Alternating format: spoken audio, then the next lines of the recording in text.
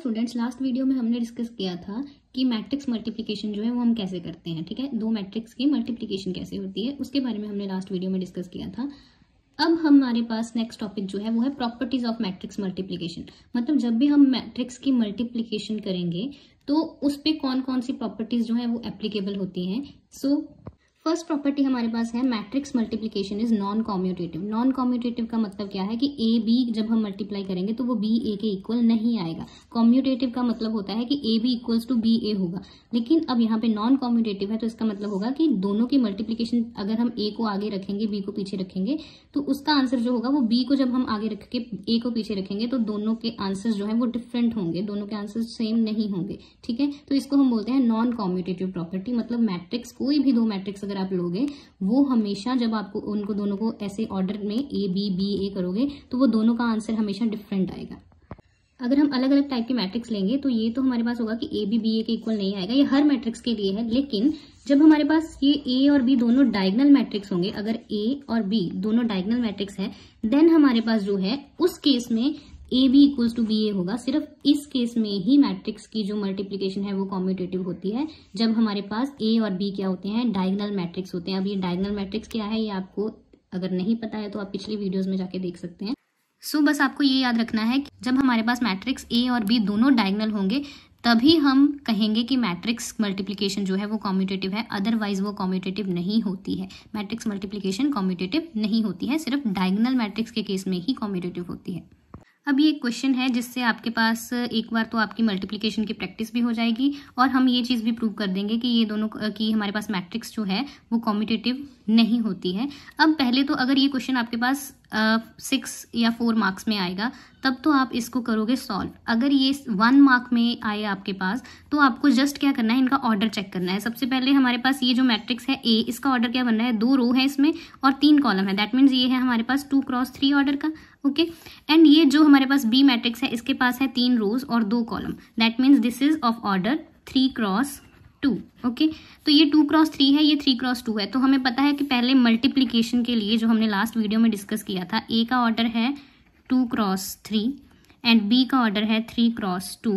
मतलब इनको जब हम मल्टीप्लाई करेंगे, मल्टीप्लाई करने के बाद इसका जो आंसर आएगा वो 2 क्रॉस 2 मैट्रिक्स आएगी। ठीक है जी।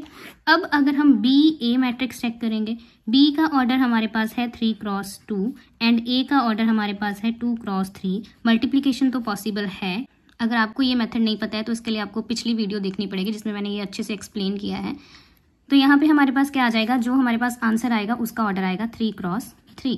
ठीक है जी। अब इससे हमें पता चल रहा है ये आएगी 2 क्रॉस 2 मैट्रिक्स, ये आएगी 3 क्रॉस 3 मैट्रिक्स। ये दोनों मैट्रिक्स का अगर ऑर्डर ही इक्वल नहीं है तो अब ए बी जो है वो 2 क्रॉस 2 ऑर्डर की है और बी ए हमारे पास 3 क्रॉस 3 ऑर्डर की है। अब दोनों मैट्रिक्स के ऑर्डर ही सेम नहीं है तो इसलिए ये दोनों मैट्रिक्स भी इक्वल नहीं हो सकती हैं।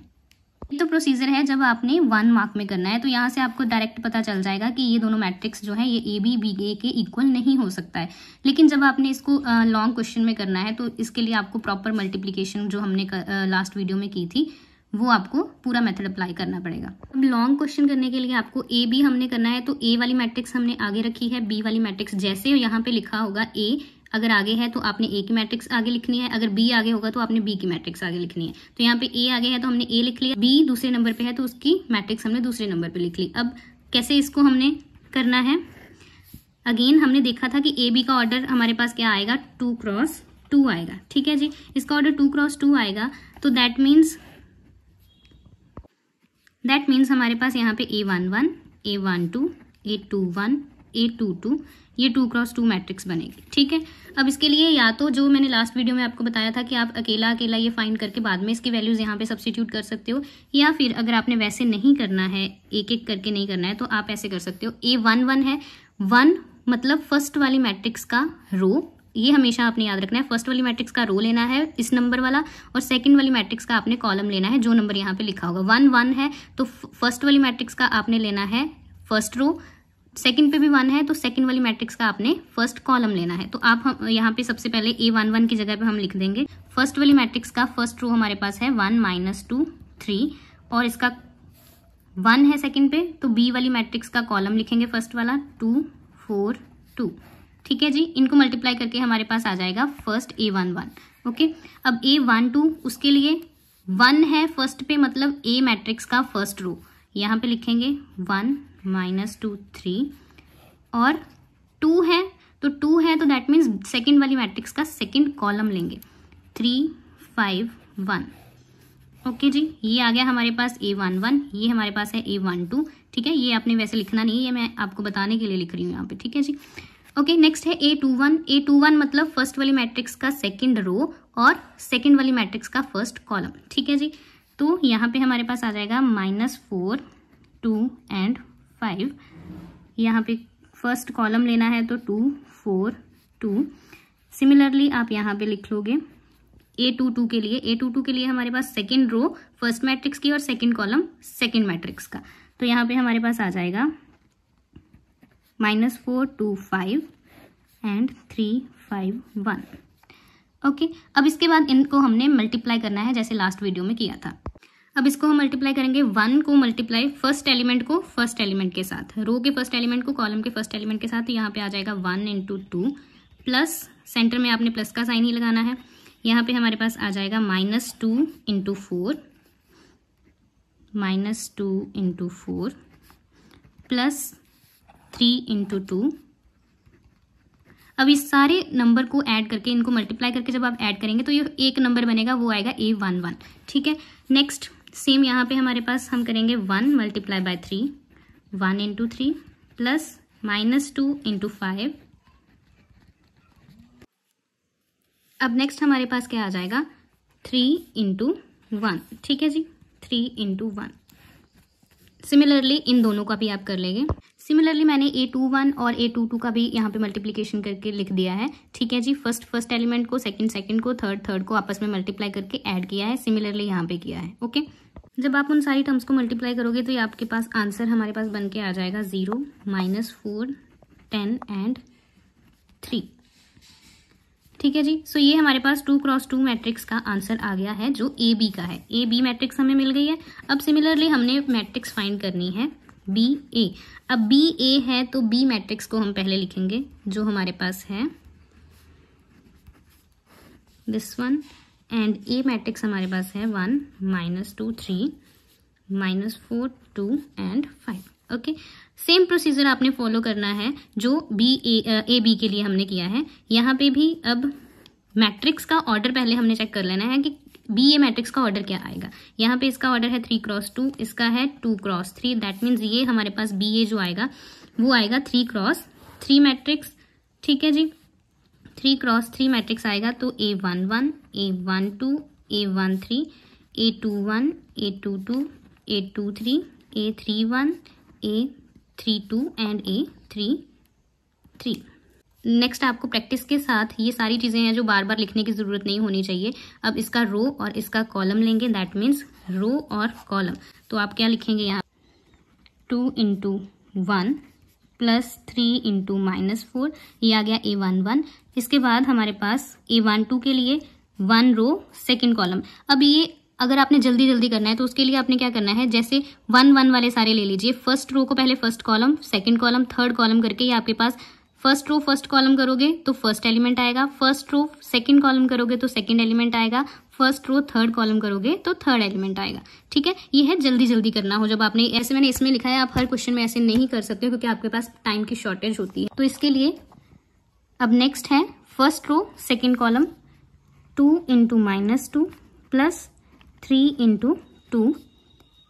इसके बाद आ जाएगा हमारे पास first row and third column which is 2 × 3 plus 3 × 5।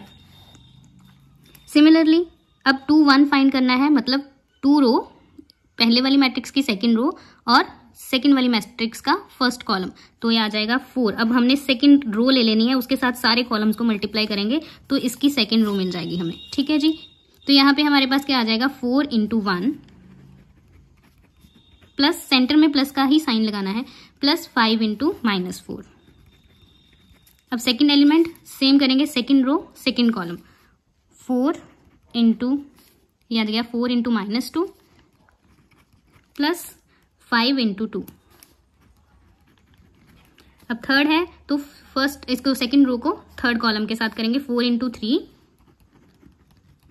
Plus 5 × 5। ठीक है जी। अब ये आ गया थर्ड हमारे पास इसका रो जो है, तो थर्ड रो मतलब बी का हमने थर्ड रो लेना है और उसको सारे कॉलम्स के साथ मल्टीप्लाई करके ये 1 2 3 करके हमारे पास तीनों एलिमेंट्स आ जाएंगे। ठीक है, तो यहाँ पे आ जाएगा 2 × 1 plus 1 × -4, 2 × 1 plus 1 × -4। Similarly second element जो आएगा वो कैसे आएगा, 2 × -2 plus 1 × 2, 2 × -2 plus 1 × 2। And third element जो आएगा वो आएगा 2 × 3 प्लस 1 × 5, 2 × 3 प्लस 1 × 5। सो ये है थोड़ा सा शॉर्टकट मेथड है, इसको आप अप्लाई करोगे तो आपका क्वेश्चन जल्दी सॉल्व हो जाएगा। इनको आप मल्टीप्लाई करोगे तो ये हमारे पास आ जाएगा 2 - 12, यहाँ पे आ जाएगा -4 प्लस 6, 6 प्लस 15, एंड नेक्स्ट आ जाएगा 4 - 20, -8 प्लस 10, 12 प्लस 25, एंड जो थर्ड वाला है उसके लिए हमारे पास आ जाएगा 2 - 4, -4 प्लस 2 एंड 6 प्लस 5। ठीक है जी, ये तो मल्टीप्लाई करके आ गए। अब इनको ऐड सब्ट्रैक्ट जैसे भी साइंस हैं वैसे हम कर देंगे, तो आंसर हमारे पास जो है वो आ जाएगा। सारा सॉल्व करेंगे तो हमारे पास यहाँ पे आएगा -10 2 21, -16 2 37, -2 एंड 11। ये सारा एडिशन करने के बाद हमारे पास आंसर आ जाएगा। ए बी हमारे पास जो आंसर आया था वो था 0 -4 10 एंड 3, एंड बी ए हमारे पास क्या आ गया है, ये वाला हमारे पास है बी ए। ठीक है, तो ये ए बी और बी ए हमारे पास इक्वल नहीं है, तो लास्ट में हम लिख देंगे A B is not equals to B A, hence. ठीक है, hence A B is not equals to B A. ये दोनों चीजें हमने लॉन्ग मेथड से भी प्रूव करके बता दी हैं और शॉर्ट मेथड भी मैंने आपको बता दिया है। अब लास्ट में मैं आपको थोड़ा सा सम अप कर देती हूँ।